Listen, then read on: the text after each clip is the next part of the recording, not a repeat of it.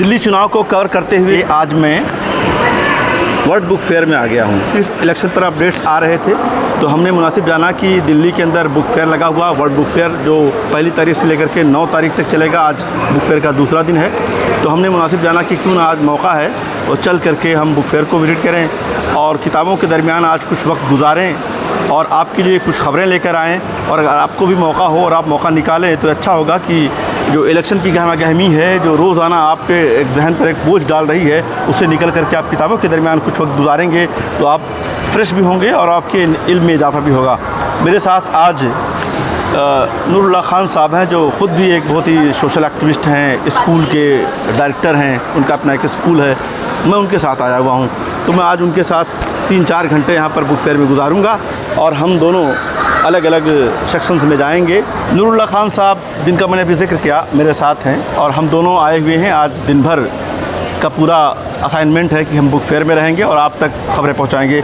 और आप ये बताइए कि इस वक्त दिल्ली का इलेक्शन चल रहा है, लोग रोज़ाना अपडेट्स दे रहे हैं इलेक्शन की और हम लोग यहाँ चले आए हैं, तो यहाँ आना कितना अहम है हमारे लिए और कितना लोगों के लिए? यहाँ के लिए किसी का टाइम निकालना ये इंतहाई काबिल तारीफ़ और अच्छा कदम है। और ये जान लीजिए कि जिस तरह से जिस्मानी ग़िज़ा की ज़रूरत है इंसानी ज़िंदगी में, इसी तरह से रूहानी ग़िज़ाइयत के लिए हमारे लिए ज़रूरी है कि हम किताबों से जुड़ें, किताबों के लिए वक्त निकालें, मुताले का माहौल बनाएं। आपके लिए रेड कारपेट बिछाई गई है। आप जब एंट्री करेंगे 4 नंबर गेट से हम लोग इंटर हो रहे थे तो हमने रेड कारपेट से गुजरते हुए अंदर आए, 5 नंबर हॉल में गए, हर तरफ आपको रेड कारपेट मिलेगा तो बड़ा खूबसूरत माहौल है। वैसे भी प्रगति मैदान अपने लुक के एतबार से मुकम्मल बदल चुका है, बहुत ही मॉडर्न हो चुका है। ठीक है, काफ़ी अच्छा। तो ये बताइए क्या क्या किताबें आपने सोच रखा है, किन किन मौज़ूआत पर आज ख़रीदने वाले हैं अगर आपको मिलती हैं किताबें? हमारा अपना जो मिजाज है ज़ाती तौर से, मैं सोशल स्टडीज़ वगैरह ज़्यादा पढ़ता हूँ और उसके अलावा जो एकेडमिक्स की बुक हैं उस पर भी मेरा ध्यान रहता है। कुछ चीज़ें मैं लोगों को रिकमेंड भी करता हूँ। अच्छा, आप लोग दिल्ली शहर में रहते हैं और शहर में 50 गज़ के फ्लैट में ज़्यादातर लोग रहते हैं, जामिया नगर में, तो लोग ये कहते हैं आपस में कि यार हम इंसानों के लिए, बच्चों के लिए रहने की जगह नहीं, किताबें कहाँ रखें? नहीं, देखिए, किताबों के लिए तो बहुत कम जगह की ज़रूरत पड़ती है। अगर दिल में जगह है तो किताबें आप ख़रीद सकते हैं, ऐसा कुछ नहीं है। आपके घर में जो है बहुत सारी चीज़ें होती हैं, आप उनके लिए जो है अगर किताबों के लिए जगह निकालना चाहेंगे तो किताबों के लिए जगह हो जाएगी। आपके घर में बहुत कुछ है, फर्नीचर है और जो दूसरे सामान रखे हुए हैं, उसी के बीच में उसके लिए जगह निकाल सकते हैं। ये आपकी दिलचस्पी का मौजू होगा तभी वो जो है आपके दिल में जगह आएगी और घरों में भी जगह मिलेगी। मेरे हाथ में एक शेड्यूल है, शेड्यूल ऑफ इवेंट्स, यानी पूरे 9 दिन तक अलग अलग जो यहाँ पर पंडाल बने हुए हैं उनमें क्या क्या इवेंट्स होने वाले हैं, कब कब होने वाले हैं और किस किस तरह के इवेंट्स हैं। तो ये भी मैंने वहाँ पर इंफॉर्मेशन सेंटर से लिया है और अब मैं अंदर चल रहा हूँ और सबसे पहले तो मीडिया सेंटर जाऊँगा और वहाँ जाकर के मुलाकात करता हूँ कि वहाँ क्या हालचाल है। हॉल नंबर 4 है, यहाँ पर अंदर जो है इंटरनेशनल पवेलियन है और इंटरनेशनल पवेलियन हर साल लोगों के तवज्जो का मरकज़ रहता है, इसलिए कि विदेशी जो अलग अलग जो पब्लिशर्स हैं वो यहाँ पर आते हैं और अपना स्टॉल लगाते हैं। उनका मकसद किताबें बेचना नहीं होता, डिस्प्ले होता है आमतौर पर। हम लोग एग्जीबिशन से ये समझते हैं कि हमारी किताबें बिक जाएं, लेकिन उनके यहाँ ऐसा कोई मसला नहीं होता और ज़्यादातर लोग तो ऐसा भी होता है कि वो किताब बेचने के लिए रखा भी नहीं होता, वो सिर्फ डिस्प्ले रखते हैं। तो आइए चल के देखते हैं अंदर। संडे का दिन है और दूसरा दिन है तो सुबह ही से लोग आ रहे हैं और संडे की वजह से लोग, मेरा ख्याल है भीड़ ज़्यादा होने वाली है और यही हमने भी समझा था कि संडे होगा, इलेक्शन भी है तो अभी लोग फुर्सत में भी थोड़ा सा हैं, तो इस तरह से आ रहे हैं लोग। नंबर 5 में आ चुका हूँ, सुबह का वक्त है तो अभी आमद है और अभी लोग आ रहे हैं और विज़िट कर रहे हैं। मेरा ख्याल है कि जब हम वापसी की तरफ लौटेंगे, हम वापस हो रहे होंगे तो उस वक्त लोगों के हाथों में बैग होंगे, किताबें होंगी। ये देखिए क्या है भाई हाथ में तुम्हारे, ये हॉल नंबर 5 का नज़ारा है और हर स्टॉल जो है आपको एक अलग अंदाज में नज़र आएगा, बिल्कुल उसका यूनिक स्टाइल है और हर एक ने अपने आप को यहाँ पर प्रेजेंट करने की कोशिश की है, अपने पब्लिकेशन को, और ये बताने की कि उनके पास क्या आपके लिए ख़ास है। मैं आपको बता रहा था कि इंटरनेशनल का जो स्टॉल है, जो पवेलियन है, वो बहुत ही अहम है और यहाँ पर देखें कि ये मुस्लिम काउंसिल ऑफ एल्डर्स, ये बहुत बड़ा पवेलियन आपको दिखाई दे रहा है और यहाँ मुख्तलिफ़ किस्म की किताबें। देखिए अरब यहाँ पर नज़र आ रहे हैं, अरबिक ड्रेस है। और चल के देखते हैं यहाँ पर क्या चीज़ें हैं, कौन सी किताबें हैं और क्या है इनका। सामने सऊदी अरब है, वो अपने रंग आहंग के साथ मुस्लिम काउंसिल ऑफ एल्डर्स का ये स्टॉल है।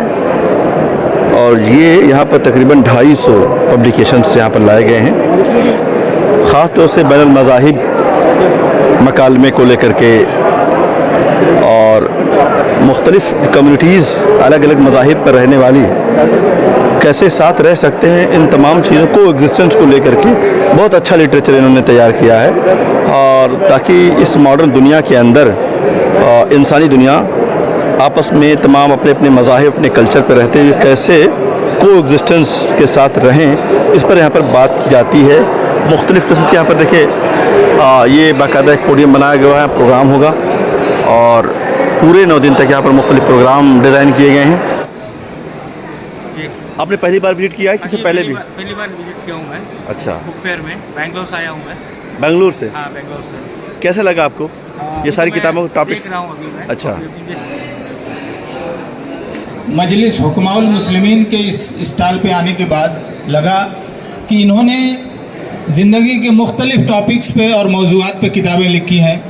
कहीं वेमेन राइट्स पे इनकी किताबें हैं, कहीं कोई किताब है जो नौजवानों से और यूथ से इंटरेक्शन कर रही है।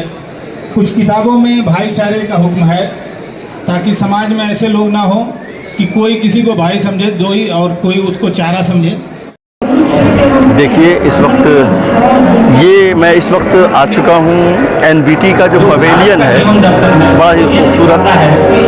और उसमें मैं यहाँ पर ये देखिए उनके जो नेहा सिंह राठौर और उनके पति सामने नज़र आ रहे हैं। ये NBT नेशनल बुक ट्रस्ट चूँकि इस मेले का मेन आयोजक होता है, उसका जो पवेलियन है यहाँ पर बहुत कुछ दिखाया गया है, दर्शाया गया है, जगह जगह बड़ा खूबसूरत बनाया गया है। इसमें भारत के 75 साल मुकम्मल होने पर प्रत्येक चिन्ह जो लोगो बनाया गया है वो आप देख सकते हैं। और भारत सरकार का जो सबसे अहम जो है लोगो है, जिसे देखने के बाद हर आदमी बड़ा फ़ख्र महसूस करता है। ये अशोक की लाट। ये बुक फेयर ऐसा होता है कि जो भी लिखने पढ़ने से ताल्लुक़ रखने वाले लोग हैं, जिन्हें किताबों में दिलचस्पी है, इल्म में दिलचस्पी है, वो ज़रूर आते हैं, किताबें ख़रीदते हैं, कम से कम विज़िट तो ज़रूर करते हैं। भले ही किताबें वो ना लें, लेकिन किताबों के दरमियान कुछ पल, कुछ घंटे, कुछ लम्हे ज़रूर गुजारते हैं। और ये है कॉन्स्टिट्यूशन ऑफ इंडिया, यानी भारत का संविधान, जो पूरे देश को एक मार्गदर्शन देता है, एक रास्ता दिखाता है। और उसी पर जितने भी MP, MLA, प्राइम मिनिस्टर्स आते हैं, इसी की शपथ लेते हैं और उसके बाद अपने मन की बात करते हैं। ये सामने आप देख रहे हैं कि national council for promotion of Urdu language, कौमी काउंसिल बराए फ़रोग़ उर्दू ज़ुबान का ये स्टॉल है।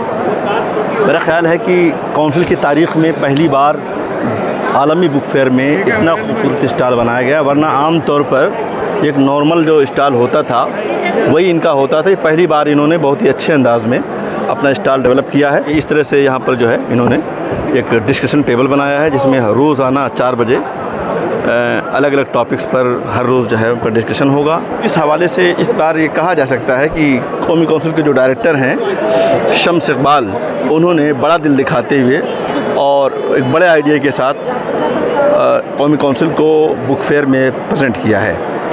मेरे सामने जो ये स्टॉल देख रहे हैं मगरबी बंगाल उर्दू एकेडमी का है। ये हर बार जब बुक फेयर में आते हैं तो इसी तरह का इनका स्टॉल होता है। मगरबी बंगाल में उर्दू की जो सूरत हाल है उस पर एक बात आप बताएं, और हिंदुस्तान भर की जो सूरत हाल है उसको कैसे बेहतर किया जा सकता है उस पर।